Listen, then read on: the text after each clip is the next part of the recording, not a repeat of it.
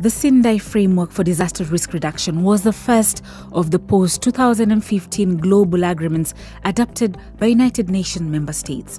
Drawing its name from the city of its adoption, Sendai, Japan, the framework outlines targets and priorities to substantially reduce disaster risks and losses by 2030. This was followed by the 2030 Development Agenda, which identified 17 Sustainable Development Goals to eradicate poverty and achieve sustainable development over the next 15 years. Disaster risk reduction is central to the realization of these goals. Of the 17 Sustainable Development Goals, the Sendai Framework directly links to Goal 1, 11 and 13. So these three goals, one of them relates to climate change, one of them relates to resilient cities, and the other one relates to poverty alleviation. And we know that disasters, they have a negative effect on development and can lead to the further impoverishment of people.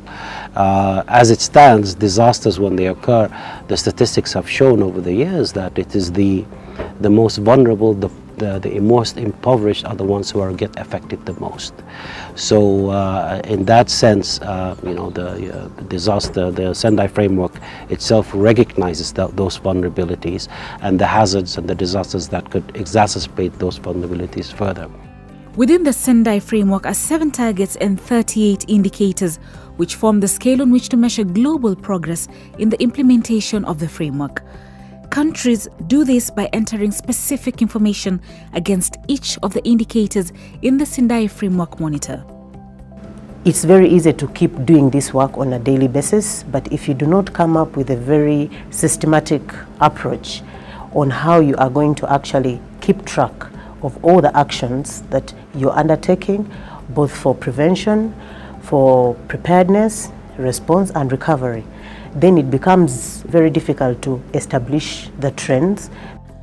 Across Africa, different countries are applying different methodologies in the Sendai Framework monitoring and reporting, and from their experiences, best practices emerge.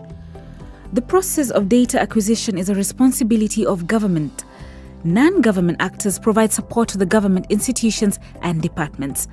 Proper institutional alignment and good coordination have been identified as pillars of success.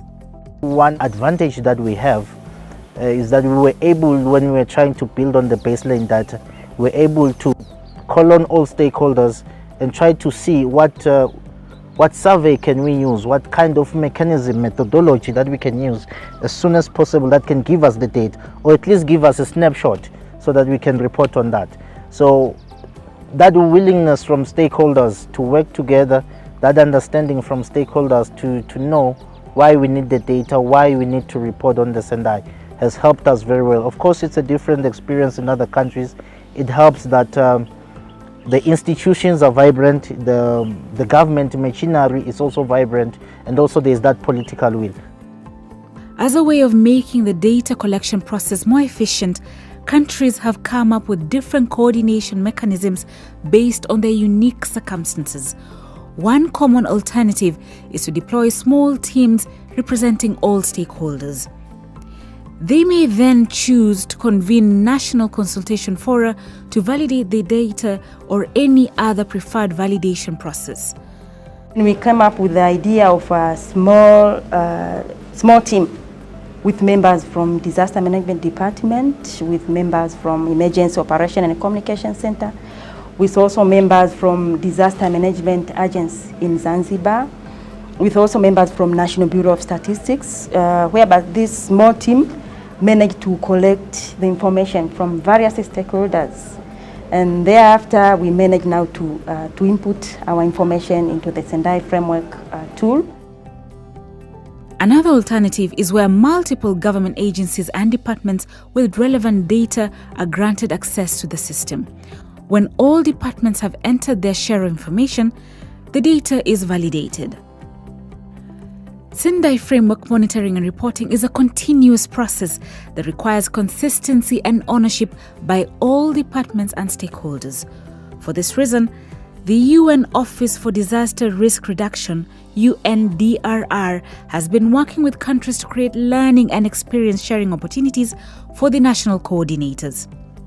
The Sendai Framework Monitor process, it's an effort that requires a lot of coordination, and our coordinators or focal points, they have the responsibility to gather information from different sectors, and this information is sometimes scattered in different areas. So they have this responsibility of finding this quality data for monitoring the efforts of the implementation of the Sendai Framework, and it is important that countries exchange the experiences, the methodologies, the tools that they are using to get this data and to report on the Sendai Framework. So we promote peer learning exchanges among all the coordinators so that they can share the information and learn from each other. When you're alone on the computer and you're looking through this system, sometimes it looks massive, it looks a big puzzle. But when you come here and you're in this interactive environment, you're able to actually, you have an opportunity to even ask questions, to seek clarification on some of the elements of the system, the Sendai monitoring system that you did not understand before.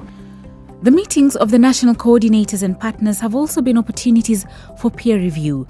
Participants take time to explain and discuss on the methodologies applied by different countries and take with them valuable lessons on forward improvement. Most of us, we are not decentralized. To say wherever an event happens, there is a DRR officer who will be recording.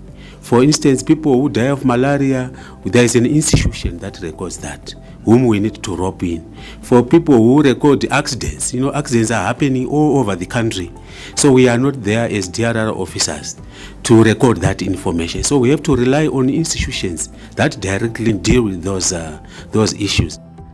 African countries continue to make significant progress in Sendai Framework monitoring and reporting, especially on mortality and number of affected people.